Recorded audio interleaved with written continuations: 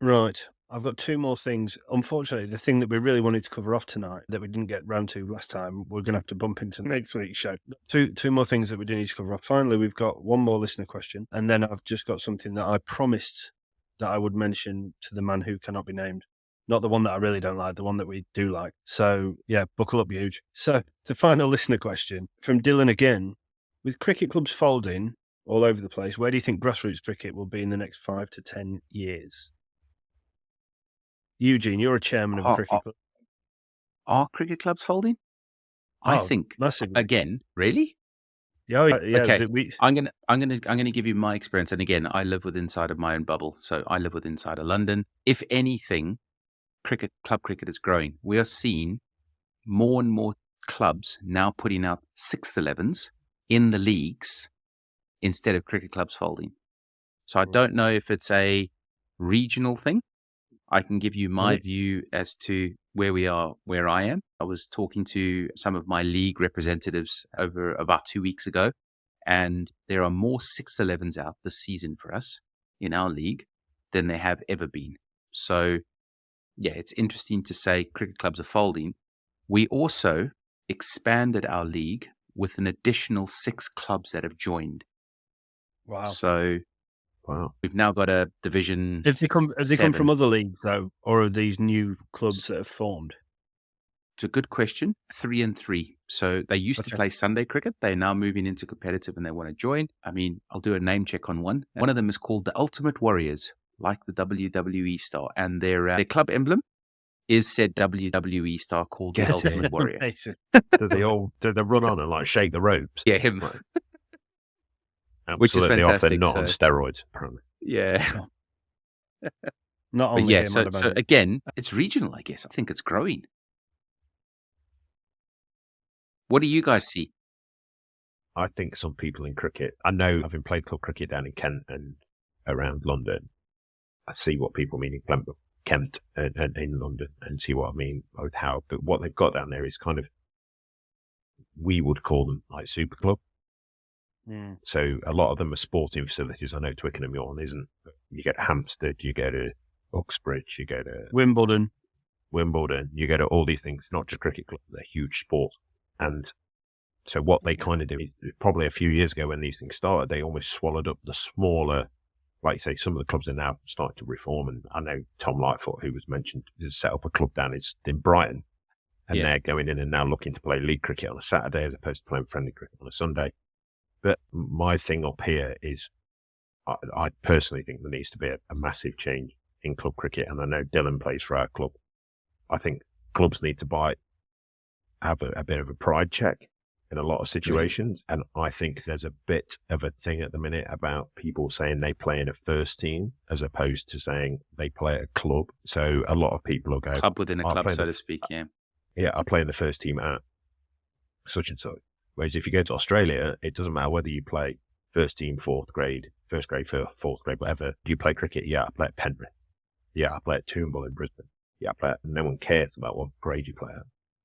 So I think everyone in cricket, and I'm not saying that grounds need to be folded and all this kind of stuff, but there's sides that have got 2 teams or 1.5 teams that at the first 2 games of the year, they might get 22 players so they can perhaps play on second team. And then it gets to 4 weeks into the season and they're struggling to fulfill fixtures. Why is there not a point where we can go, right, you're amalgamating. You can still play cricket at that ground. I'll pick one. And I don't want these to fall down anywhere. There's a side called Hovringham that play in our league and they've done all right. They're growing, but they've got no junior set up. And they're within 2 miles of 2 clubs that've got a huge junior setup. You've got Thurgerton, massive junior setup, next to no adult setup, which is really strange. And then you've got K-Dog, which is huge. So, for the good of cricket, someone at that cricket club needs to go, hang on a minute. We would be better off amalgamating either with Thurgerton, who've got a big junior setup, but next to no adult setup. You thought that'd be the perfect one. Or K-Thorpe, or Southern, or some of these other bigger clubs. And I'm not saying that we understand that these traditionalists will go, well, that means that we're not going to have cricket here. Of course it would. We haven't got the grounds. Yeah. if people have got 6 clubs, they've got you need to have 3 grounds or 6 grounds. 6 teams, yeah. There's Here's a two. question. I was going to ask a question. When clubs fold, is it because of lack of players or is it financial? And there's a reason. This is a loaded question. I know a lot of the leagues pay a lot of money to players to play for them, which I don't agree with personally. I think that you play cricket for the love of the game. And because we're club cricketers, what do you win if you win the title? Fuck all. Piece of tin. So why pay? Yeah. So why pay players? I don't get it. If Yeah, somebody I mean, is going to invest in your club and coach your juniors or provide something that plays back, that's where I feel like you're willing to pay people there. I just don't understand the concept of paying a gun for hire to take a load of wickets or score a load of runs. yeah. Look, a couple of points I've got. There are a couple of clubs here, Everton and Bawtry, who have amalgamated this year in the Basset Law League. And it is happening up here. And it is more rural. I think in London's its own beast, isn't it? Across a number of different things. But there's so many people. It's funny because obviously having played in London for so long, I try and compare the level of Premier League cricket here to where it was when I was obviously played it in London. And it's very difficult to do because you can never play in 2 places at the same time. My view on it is always that in London, you've got so many more people to pick from that would suggest to me that the standard probably is a bit higher. I mean, it's a long time since I played Premier League cricket down there, but there are so many Antipodeans down there who good cricketers who come over to live in the UK or whatever and then qualify as local players rather than overseas and what have you. I think that does have to drive the standard up. Although, I mean, Premier League cricket in Notts is very strong, but that would always be my argument and is consistently my argument to people. And I'm never trying to downplay the quality of cricket up here because it's very good. But when trying to compare the two, my initial thought would be that the standard in London would be slightly higher just because you've got a bigger pool of players from which to pick. But there's possibly more clubs and so that might level it out. I don't know, but that would be my initial argument. In terms of paid amateurs, Christ almighty, in the time that I've been playing a decent level of cricket over a number of years, I have seen some very average club cricketers receiving money. None more. I mean, so the Notts Premier League now has gone from a rule of only one overseas and one professional. They've now opened up the league. So in effect, anybody can be paid. Now, is that a good thing or a bad thing? There's one club here that the rumours are that they have a wage bill that's in 6 figures. Now, whether there's any truth behind that or not, or whether that's just a rumour mill turning. But ultimately, there's talk of their second team, 5 blokes being paid in there. Now, again, whether there's any truth in it or not, I don't know. But ultimately, what do you win at the end of the year? Well, probably 2 bits of tin if you win your first 11 competition and your second 11 competition. My view on that is that if someone's got that much money to put into a club, then that money has probably not been made by the cleanest of means, shall we say, because you've got to be a very rich boy indeed if you can afford to put 100 grand a year into a cricket club to win 2 bits of tin.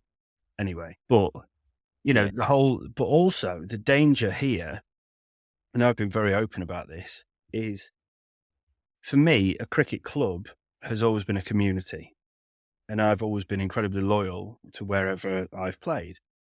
I think that you then get mercenaries who are crap cricketers who, once someone waves 30 quid a week under their nose, they feel like it's a big gun and so they'll go and play for them.